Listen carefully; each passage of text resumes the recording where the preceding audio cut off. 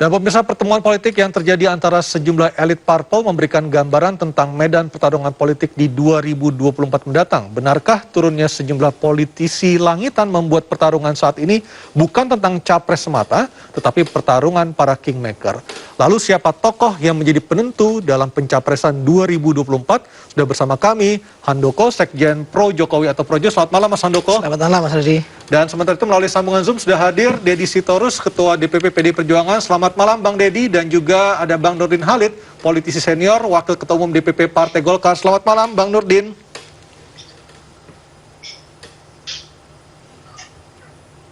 Selamat malam, Assalamualaikum warahmatullahi wabarakatuh. Waalaikumsalam warahmatullahi wabarakatuh. Saya ke Bang Deddy Sitorus dulu. Bang Deddy, apakah benar saat ini di PDIP sudah ada kelompok ataupun tim 8 yang bertugas untuk menjaring nama-nama capres maupun akan menjaring siapa mitra koalisi yang akan diajak bergabung dalam berkoalisi di pemilu mendatang, Bang Deddy? Wah, terus terang saya baru dengar ya ada kelompok 8. Saya belum bisa konfirmasi itu karena saya baru dengar dari Anda ini. Ada kelompok 8 untuk menjaring itu. Ya, itu yang kami dengar, ada nama Mbak Puan, ada nama Mas Prananda, ada nama Sekjen, ada nama Bendum, ada nama Wasekjen. Jadi belum bisa dikonfirmasi keberadaan tim 8 itu, Mas Deddy ya? Ya, kalau itu kan memang nama-nama yang memang secara rutin ya, hampir setiap hari atau paling tidak 2 kali seminggu bertemu dalam rangka menjalankan roda kepartaian ya. Jadi kalau yang tadi nama-nama disebut sudah pasti pemimpin inti partai gitu, tidak perlu disebut sebagai kelompok berapa gitu loh. Oke, baik. Untuk di PDIP sendiri sekarang muncul ada 2 kubu, ada kubu ke Mbak Puan, ada kubu ke Mas Ganjar. Sebenarnya konstelasi politik di antara teman-teman di PDIP ini seperti apa, Mas Deddy? Konstelasi politik terkait capres itu sama sekali tidak ada ya, itu fata morgana. Karena kita tahu bahwa saat ini partai sedang habis-habisan konsolidasi. Kita menyelenggarakan berbagai pelatihan kader, mulai dari kader Pratama, Madya, sampai utama di seluruh Indonesia serempak. Kita melakukan berbagai kegiatan yang terkait langsung dengan masyarakat. Dan kita juga masih fokus dalam upaya membantu pemerintah agar kita bisa keluar dari pandemi. Jadi setahu saya sih tidak ada pengkubu-kubuan di dalam PDI Perjuangan soal calon capres, tetapi tentu ada dinamika. Sebagai organisasi politik tentu ada dinamika, dan itu tidak kubu. Karena kami itu faksunnya, keputusannya adalah ada pada ketua umum partai gitu. Jadi kalaupun ada dinamika itu tidak bisa serta-merta digambarkan atau ditafsir sebagai ada perkubuan soal capres, karena itu masih sangat jauh ya. Kalau saya pribadi berpendapat mungkin paling cepat menjelang akhir tahun baru ada pembicaraan ke arah sana. Kita masih konsolidasi Mas, dan berupaya mendukung Pak Jokowi agar bisa keluar dari pandemi ini dan rebound ekonomi memang benar-benar bisa terjadi. Baik, kalau Bang Deddy sendiri melihat dari tipikal Bu Mega sebagai politisi senior dan juga sebagai ketua umum partai, kira-kira apa faktor yang membuat Ibu Mega akan memilih seseorang untuk menjadi capres yang akan diusung PDI Perjuangan, Bang Deddy? Yang pertama tentu rekam jejak ya, karena tanpa rekam jejak ya, pengalaman dalam mengelola satu organisasi besar, satu tanggung jawab yang besar tentu sangat tidak mungkin untuk dipertimbangkan. Itu yang pertama. Yang kedua tentu terkait dengan ideologi.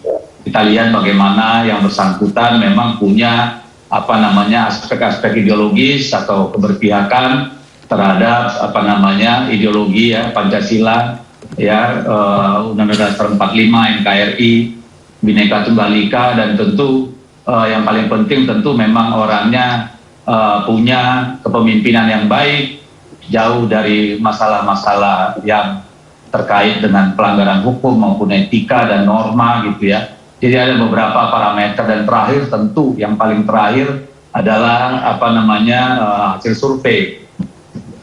Oke, baik. Saya ke Bang Nurdin. Bang Nurdin, di saat PDIP belum mengapungkan nama-nama capres yang akan diusungnya, saya mendengar di Golkar, ini mohon konfirmasi juga dari Bang Nurdin, Golkar siap untuk mencalonkan Pak Ganjar jika memang PDIP tidak akan mencalonkan Pak Ganjar. Apakah benar Bang Nurdin?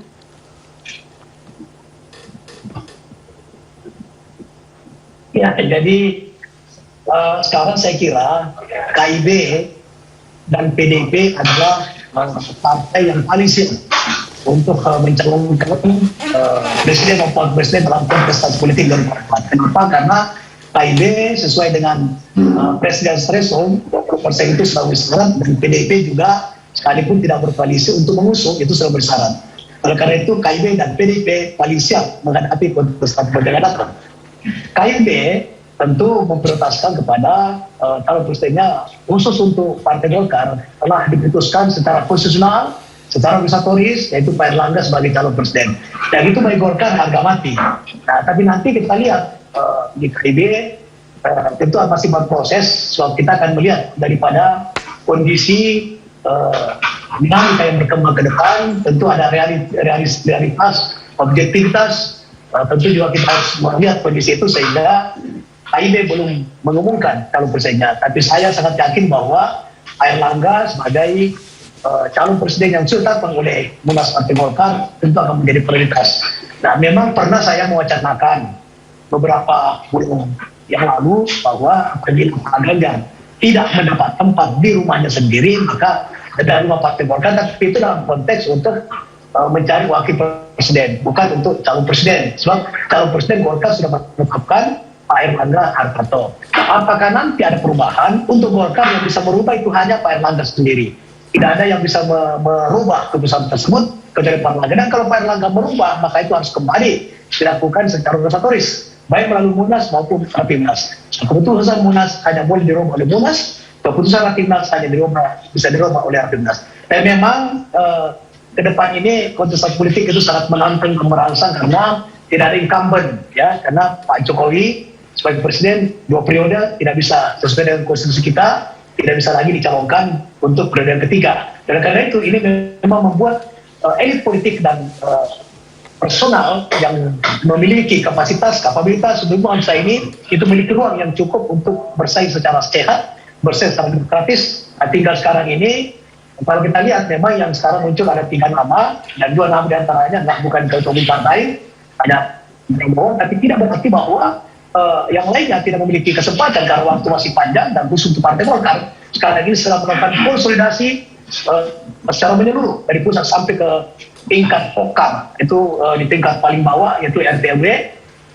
Sehingga saya yakin bahwa insya Allah ke depan ini Pak Erlangga elektabilitasnya pasti akan cepat bisa naik, dan itu membuat KIB akan bisa memutuskan Pak Erlangga sebagai calon presiden dari KIB.